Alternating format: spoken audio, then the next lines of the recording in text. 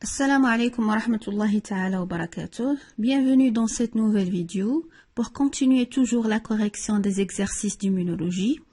Et aujourd'hui, on va corriger l'exercice extrait de l'examen national 2018, la session de rattrapage.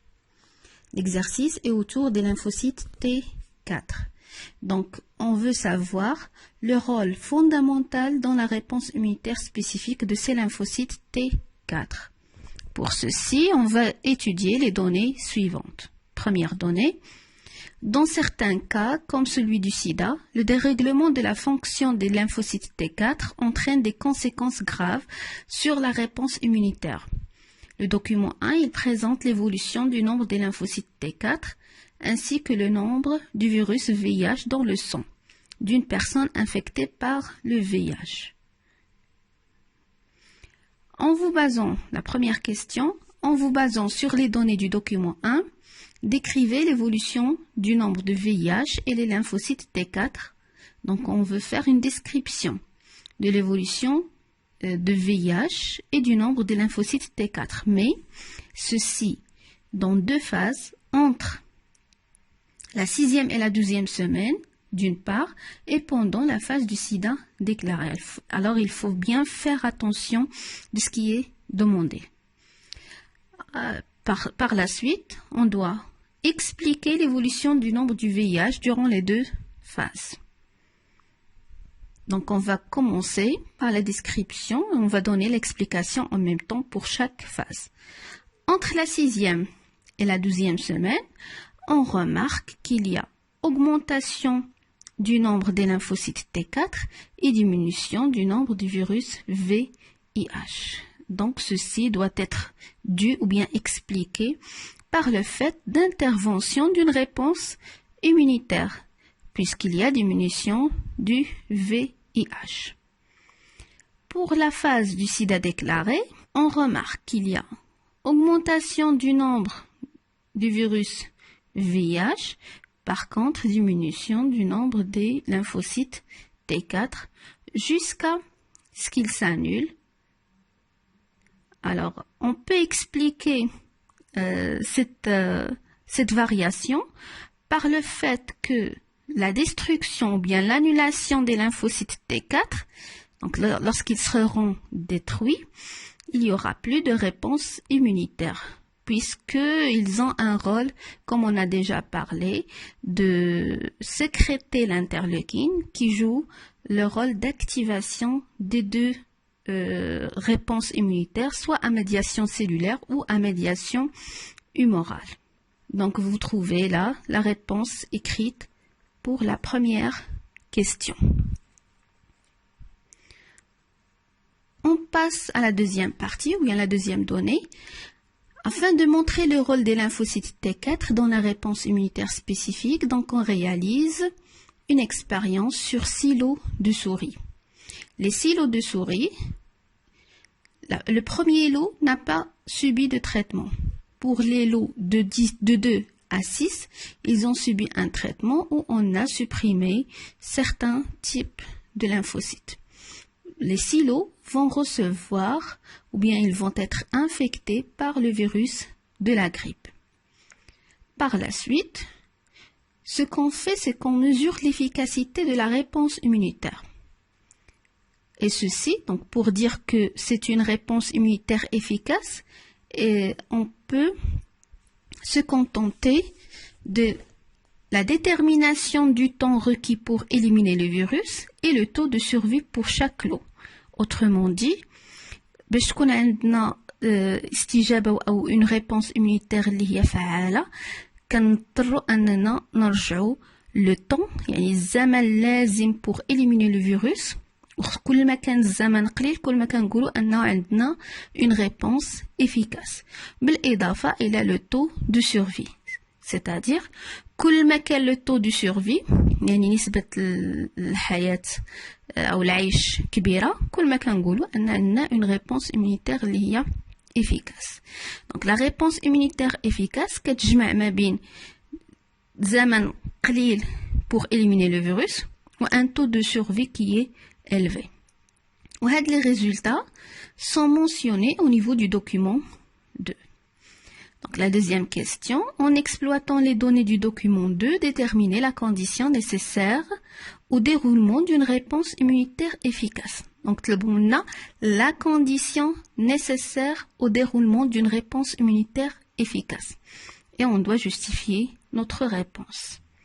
Alors نرجعوا, une réponse efficace, yani un taux de survie élevé, plus un temps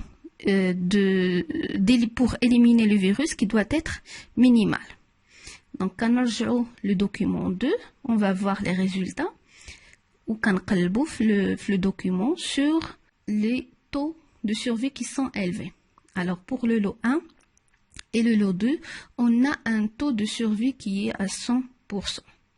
Alors, on doit choisir lesquels des deux lots présentent un temps qui est minimal. Pour le lot, parmi les deux lots, on trouve que le lot 1 qui représente une réponse immunitaire qui est efficace. Alors, le temps pour éliminer le virus est minimal. En plus, le taux de survie est maximal, 100%. Donc, si on retourne au lot numéro 1, on trouve que ce lot n'a subi aucun traitement. C'est-à-dire, ce lot, il présente toutes les lymphocytes T8, T4 et lymphocytes B. Et de ce fait, on peut donc conclure que la condition nécessaire pour le déroulement d'une réponse immunitaire efficace est la présence à la fois des lymphocytes T8, T4 et les lymphocytes B. Donc, vous trouvez la réponse écrite. Vous pouvez arrêter la vidéo à n'importe quel moment pour bien lire les résultats, bien les réponses. On continue. Les lymphocytes T4 en présence de produits stimulants jouant le rôle d'antigènes sont activés, sécrètent l'interleukine 2. Le document 3 montre l'effet de la concentration de l'interleukine 2 sur le nombre de plasmocytes sécréteurs d'anticorps et le document 4 représente le nombre des lymphocytes T8 dans la rate chez des souris normales et chez des souris mutées.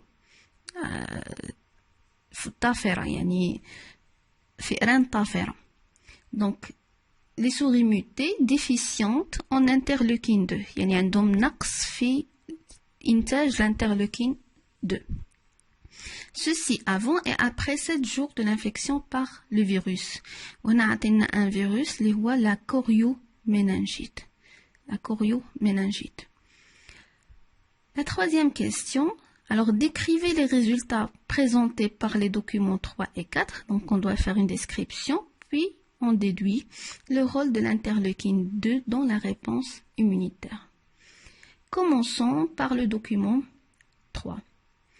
Alors, on remarque que plus la concentration d'interleukine augmente, plus le nombre des plasmocytes va augmenter aussi.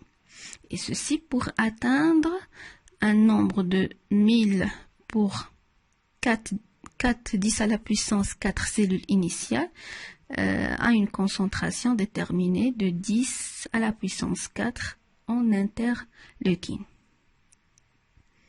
Pour le document 4, alors ça représente le nombre des lymphocytes T8 en fonction de l'infection et en fonction des souris, soit les souris normales ou les souris mutées. Donc pour le document 4, on remarque qu'avant l'infection par le virus, on a un nombre de lymphocytes T8, que ce soit pour les souris normales ou les souris mutées, on a un nombre qui est stable et ils sont rapprochés. Après 7 jours ou bien 7 jours après l'infection, le nombre des lymphocytes T8 chez les souris normales augmente jusqu'à atteindre presque 44, 10 à la puissance 6. Mais pour le nombre des lymphocytes T8 chez les souris mutées, il n'a pas changé par rapport au cas d'avant l'infection. Conclusion, on peut conclure que l'interleukine 2, il va permettre l'activation des lymphocytes T8 et l'augmentation du nombre des plasmocytes. Donc, comme vous savez déjà, dans la réponse immunitaire, les interleukines vont activer les deux réponses à médiation cellulaire, donc active la multiplication des lymphocytes T8 et active aussi la réponse immunitaire à médiation humorale en activant les lymphocytes B qui vont se transformer en plasmocytes qui sécrètent les anticorps. Donc, en conclusion, l'interleukine, il joue un rôle d'activation des lymphocytes T8 et il augmente aussi le nombre des plasmocytes.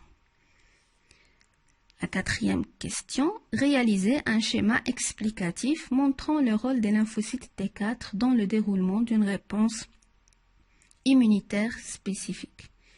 Alors, vous trouvez ici la réponse écrite de la troisième question. Et pour le schéma, donc comme on a dit, les lymphocytes T4 représentent le pilier de la réponse immunitaire. Les lymphocytes T4 vont donner les lymphocytes TH et qui vont sécréter les interleukines.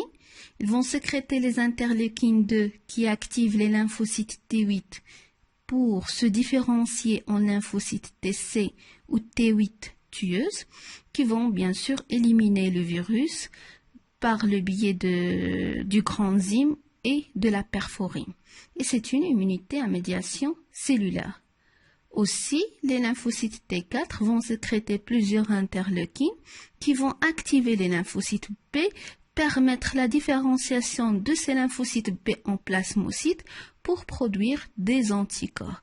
Donc, active la réponse immunitaire à médiation humorale. Je vous remercie pour votre attention.